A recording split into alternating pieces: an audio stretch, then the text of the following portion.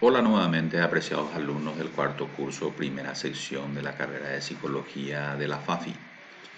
En esta grabación voy a compartir con ustedes esta herramienta estandarizada de redacción que nosotros conocemos como las normas APA en su última versión del año 2020. En ese sentido, el uso de las normas APA está estrechamente vinculado con ese proceso de redacción de nuestro anteproyecto de trabajo final de grado que nosotros ya le hemos dado inicio, ya hemos avanzado una parte con las tareas propuestas en las clases anteriores.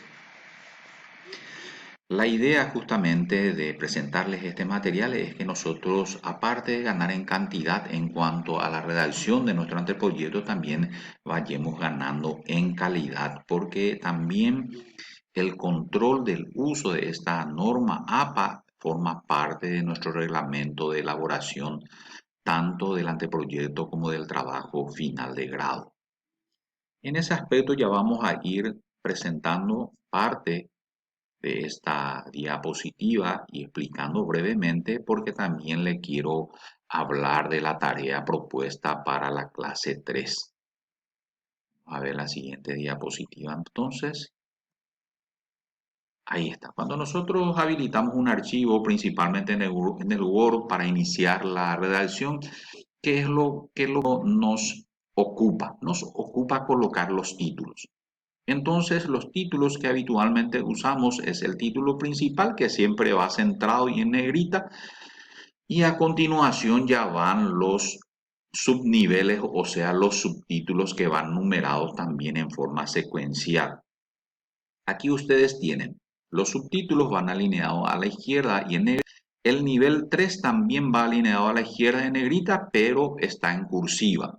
Tenemos la posibilidad de colocar hasta 5 niveles, pero por una cuestión práctica utilicen un título principal y dos subtítulos cuando estén redactando un apartado de algún trabajo académico. Traten de no avanzar mucho o de no colocar mucho los subtítulos porque eso fácilmente confunde a la hora de colocar la numeración. También otro elemento importante cuando estamos trabajando con un archivo tiene que ver con las tablas. Estas tablas generalmente tienen un formato propio para las normas APA y se coloca el número de la tabla en la parte superior, lado izquierdo, se coloca después el título de la tabla debajo de la numeración y después viene la tabla. La tabla tiene un comentario propio que está adherido a la tabla, eso se coloca al pie de la tabla, pero como parte del conjunto en sí de la tabla, o sea, como un todo. Sobre la tabla, ya sea para interpretar los resultados presentados, van por fuera de la tabla, pero en párrafos ya apartes debajo mismo de la tabla dentro de la página. Y vamos a ver este, un ejemplo de la tabla que está dentro de este material un poquito más adelante para que podamos comprender. Cuando estamos dándole un formato a ese archivo que estamos redactando o que estamos elaborando, la siguiente tarea es fijar estos elementos en el archivo. Los márgenes, la fuente, el espacio y la alineación. La norma APA establece como margen estandarizado 2,54 centímetros en todos los lados, izquierdo, derecho, superior e inferior. Esto puede estar reglamentado institucionalmente. Nosotros, por ejemplo, sugerimos 3,5 hacia el lado izquierdo, 3,3 en los otros márgenes. En esta parte la norma es flexible, la norma APA es flexible y admite que las instituciones tengan su propio criterio. En cuanto a las fuentes, acá estas son las fuentes sugeridas por la norma APA. Nosotros generalmente en la facultad usamos Times New Roman y Arial. Están otras opciones, pero esas son las que están establecidas también como parte de nuestro criterio o nuestro reglamento de elaboración.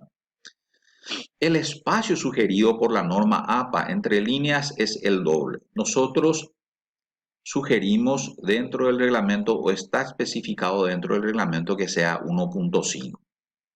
La alineación sugerida por la norma APA es el margen izquierdo. Nosotros utilizamos la alineación justificada, o sea, el texto va a aparecer bien cuadradito dentro de la página. Esto es en líneas generales en lo que se refiere a estos elementos relacionados con el formato. También el tamaño. La norma APA generalmente sugiere el tamaño carta.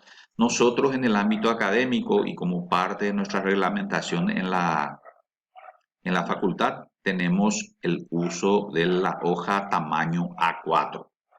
Pero como les dije, hay una flexibilidad por parte de las mismas normas APA en cuanto a estos aspectos.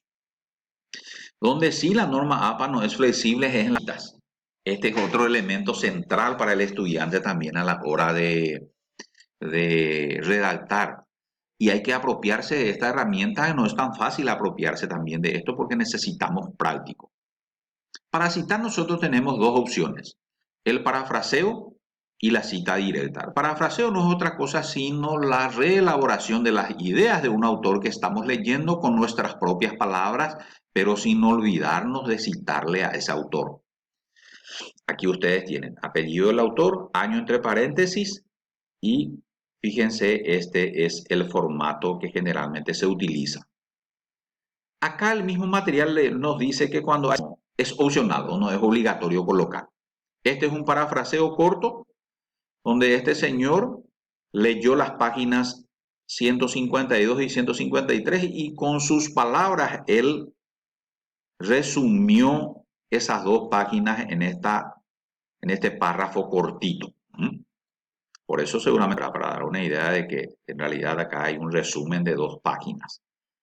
Acá hay un parafraseo más largo, Vélez y colaboradores 2018, y acá está del autor, pero acá no se coloca el número de página porque como les dije, eso es opcional. Esto es en cuanto al parafraseo.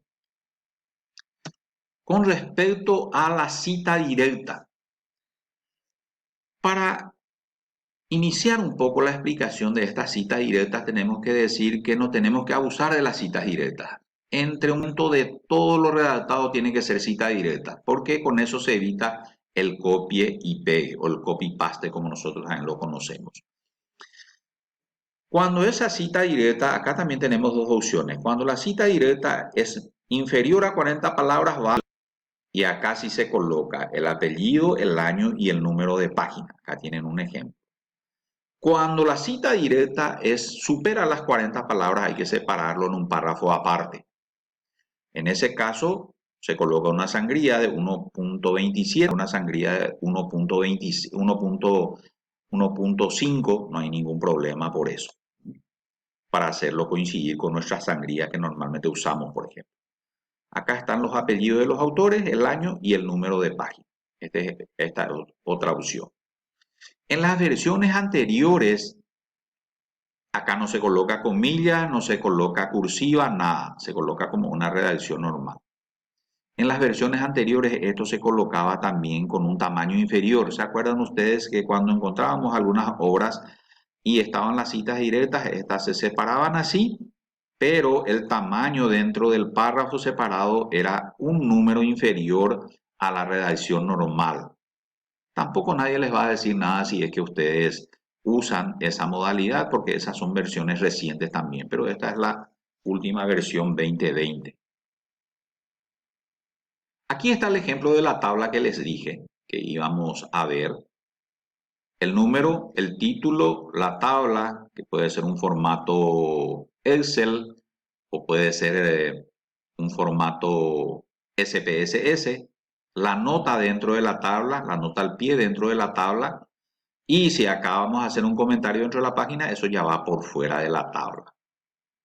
Otros elementos que tienen que ver con las figuras, las fotografías, las ilustraciones, los cuadros o los gráficos estadísticos también nosotros solemos utilizarlos, y acá está la explicación de cómo nosotros podemos ir numerando y subtitulando cada una de estas figuras que vamos utilizando. Y creo que esta es la última diapositiva, que no quiero extenderme mucho sobre esto para hablar un poco de nuestro trabajo en estos minutitos que nos quedan. Y les voy a presentar entonces acá el siguiente material. ¿Esto ustedes están viendo? Sí. Aquí tienen. Tarea de la clase 3, unificación del primer proceso metodológico para la elaboración del anteproyecto del trabajo final de grado. ¿Para qué nosotros necesitamos unificar en un solo archivo todo lo que ustedes ya hicieron? Para poder chequear la primera coherencia metodológica de elaboración del anteproyecto. Esa coherencia metodológica consiste en chequear que el tema que hemos elegido esté bien planteado como problema de investigación, que ese problema de investigación tenga unas preguntas, estén vinculados a unos objetivos conseguibles, unos objetivos alcanzables de acuerdo a las posibilidades del investigador, y después cerramos con la fundamentación para ver si realmente entendemos cuál es la importancia y la relevancia del estudio, y así también si estamos teniendo en cuenta esos elementos teóricos y metodológicos para poder fundamentar el anteproyecto que estamos elaborando. Eso tiene que ver con el chequeo de la primera coherencia metodológica, y es un paso necesario que vamos a hacerlo con esta tarea 3. Todo lo que ustedes ya hicieron van a traer acá, y si quieren traerlo de una manera mejorada, mejor.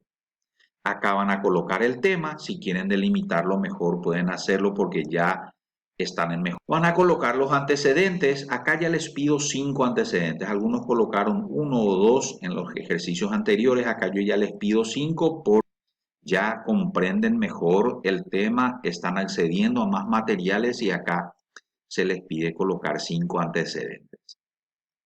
Ya han planteado el problema. El problema bien planteado viene siempre con una pequeña descripción del problema, y si tienen datos estadísticos sobre el problema que viene de alguna fuente confiable, mejor. Acá tienen. Después recién viene la pregunta genérica que ya hicieron. Hasta 3 preguntas específicas. Si el trabajo amerita más preguntas específicas, pueden colocar más, no hay ningún problema. Eso va a implicar que van a tener más objetivos también. Ya hemos planteado los objetivos específicos porque tienen más preguntas específicas, no hay ningún problema, pueden hacer más de 3 objetivos específicos. Y aquí está la parte de la justificación. Esta justificación viene con sus criterios para elaborarlo. Justificación por la motivación que les mueve a ustedes elegir ese tema, por la importancia del tema, por la relevancia del tema, la justificación teórica y la justificación metodológica.